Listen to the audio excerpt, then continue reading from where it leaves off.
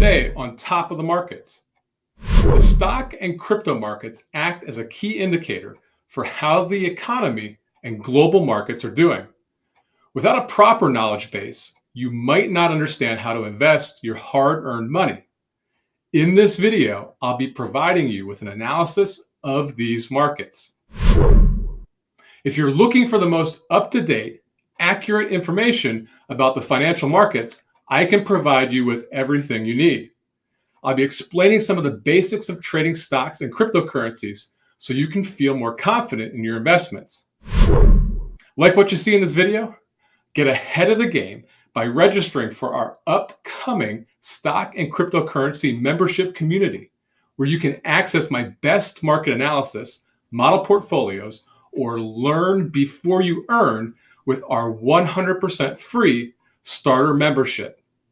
Visit us now at conquerwallstreet.com.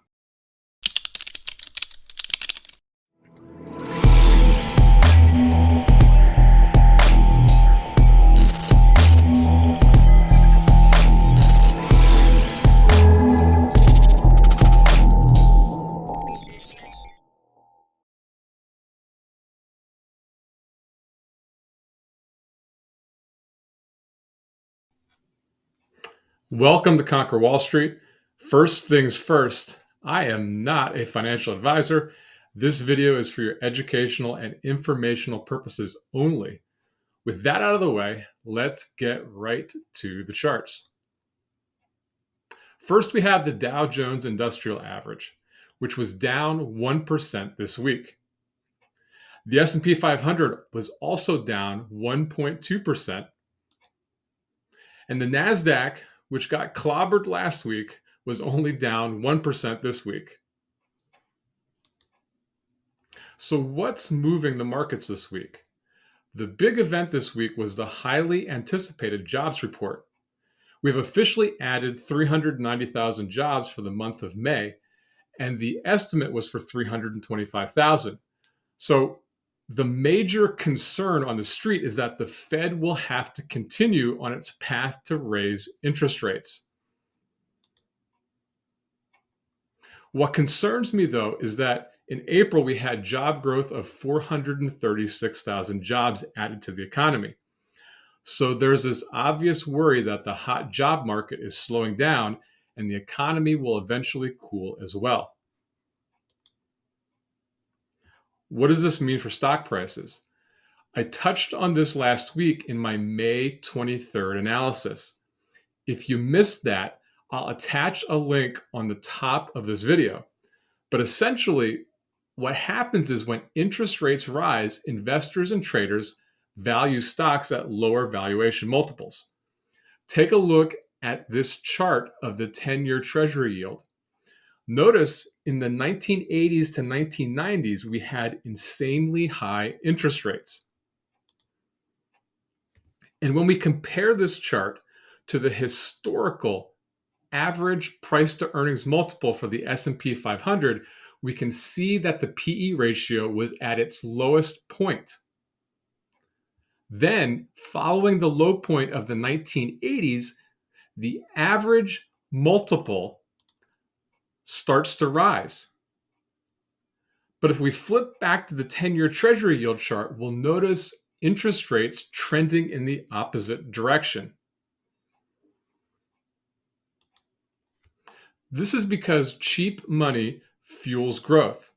When interest rates rise, growth companies become less attractive and the established value companies become more attractive, or your value companies become more attractive than your growth companies. Take a look at this 2-year chart where I compare the Vanguard Growth Exchange Traded Fund to the Vanguard Value Exchange Traded Fund. We can see the growth ETF as the candles in the chart and the value ETF as the line. Notice how the value ETF has been outperforming the growth ETF. And this is the primary reason I've been telling people to be very selective about what growth stocks they might be chasing after, because these companies are getting revalued. Let's take a closer look at the charts for the S&P 500 and Bitcoin. But before we do, help out the channel and make sure you hit the like and subscribe buttons. Starting with the S&P 500 chart, we're still in a technical bear market as we can see the technical death cross of the 50-day moving average below the 200-day moving average.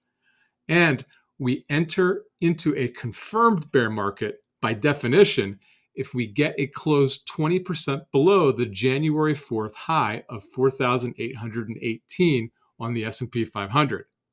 I've drawn the trend line in the sand on this chart. If we cross below the 20% level, the market could get ugly. That said, we did get a nice bounce off this level, and those of you who watched my May 23rd analysis might have made a few bucks on this trade. That analysis was for the SPY ETF. Let's have a quick listen to what I said. If we get a bounce, the logical first target would be around $415 on the SPY ETF. At this price, we can see a couple of price support clusters. We also will be hitting the lower end of the one-year volume profile, which lines up nicely with the 50-day moving average. I think the 50-day moving average is going to provide strong resistance because there's just too many bearish factors in the market right now. One of the main factors that went into that call for a bounce was the VIX Volatility Index hanging out at the 30 level. Investors are paying a hefty premium for downside protection, and the 30 level often leads to some wicked upside bounces. But we're not out of the bear market woods yet. Yes, we are no longer at the 30 level, but notice the uptrend in volatility. For me personally, to get very aggressively long from a longer term perspective, not just a short-term trade, I need to see the uptrend broken to the downside and the VIX remain at significantly lower levels. So let's update our SPY chart. If you took the May 23rd trade, congrats, nice gains. Right now, we're consolidating between the 20 and 50-day exponential moving averages, and it's likely be a news event that causes a breakout to the upside or the downside. I don't like this setup to the upside. I'm not saying we don't go higher from here, but I prefer to see prices break below the 20 EMA and then have prices set up with a higher low. And my custom-built trading indicators support this analysis. If you're not familiar with my price and volume pressure indicator or my buy-sell momentum indicator, please watch the videos explaining how they work. I'll attach a link on your screen in the upper right-hand corner. My price and volume pressure indicator demonstrated overall market strength in volume pressure coming out of the May 23rd bottom, strength in the overall market price pressure, and confirmed the move with correlation dots. Looking at the buy-sell momentum indicator below, we notice overall buying momentum in the stock market, and that strength remains. If we consider the stochastic RSI as overbought on this indicator, my overall lean is that we get a pullback from here, higher low in prices, then we proceed higher. I'll monitor these indicators for changes, so if you're not already subscribed to the channel, please do so to get notified when I provide updates. So what's hot and what's not in the stock market? Last week, the 10 market sectors we track put in a lot of red, with the only positive weekly gainers being energy and the industrial sectors. I still favor the energy sector here for long trades. If there's interest in more of a sector breakdown in another video, please let me know in the comments below.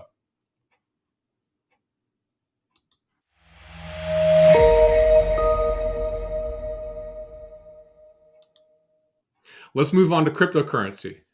Crypto charts are looking horrible, and we're looking to Bitcoin to lead us out of the bear market. As I said before, where Bitcoins go, or where Bitcoin goes, I should say, altcoins follow. Here's what I'm watching in the crypto bear market. Equities and crypto are not correlated unless assets go risk off.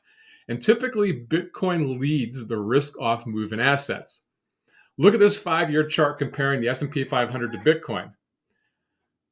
The S&P 500 are the candles on the chart, and Bitcoin is the solid line.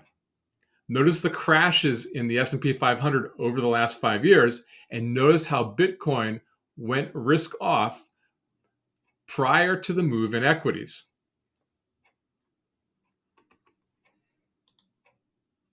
Now we have Bitcoin building a base while the S&P 500 had a nice bounce coming out of the May 23rd lows.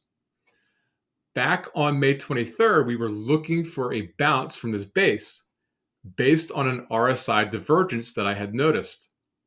We got the bounce, but it was really unremarkable. Look at the tiny 2-candle spike. Then Bitcoin returned back to this support level. We do have the average daily Bitcoin transactions dropping, and I consider this to be a sign that the selling pressure may be slowing. Notice the indicator below. This demonstrates the 20 and the 50-day moving average of the daily Bitcoin transactions. The 20-day moving average is currently below the 50. So we have a bearish chart with reduced transactions. A safe assumption would be that the selling pressure is slowing, but this could all change if we get a major news event that leads to more risk-off pressure on assets. Remember, crypto is significantly more speculative than equities. So what's hot and what's not in the crypto markets? Last week, the 20 market cap leaders, excluding stablecoins, that we track had a lot of positive price action. And before you blast me in the comments, crypto trades 24 hours a day, so you might have slightly different weekly averages than my spreadsheet. It will all depend on what platform you're using and when you averaged your data. Mine was taken on Friday, June 3rd. Crypto is highly volatile, so prices swing wildly, and this might not be accurate when you watch the video. Big winners this week were Stellar and Cardano, and Shiba Inu and Solana both got clobbered. As for Bitcoin, I'm watching the 200-day moving average and the weekly RSI as possible areas or entry points to dollar cost average into my position. But my analysis is subject to change. Historically, these have both been great opportunities to average into Bitcoin. The monthly chart of Bitcoin shows an RSI approaching its historical all-time low of around 43 to 45 on this chart. Also, another area that has provided a good opportunity to dollar cost average into Bitcoin. On to Ethereum, which is quickly approaching a long-term trend support line at its 200-week moving average. Could Ethereum really hit the $1,000 to $1,200 price range? Will the Ethereum 2.0 merge stop the decline?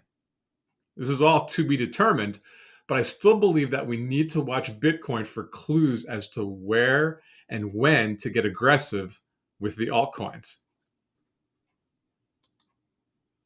Dogecoin is hanging out near its 200-week moving average with additional price support just below the moving average at the 4 to 6 cent price range. Doge fans might want to look there for price support or an opportunity to dollar cost average into this name.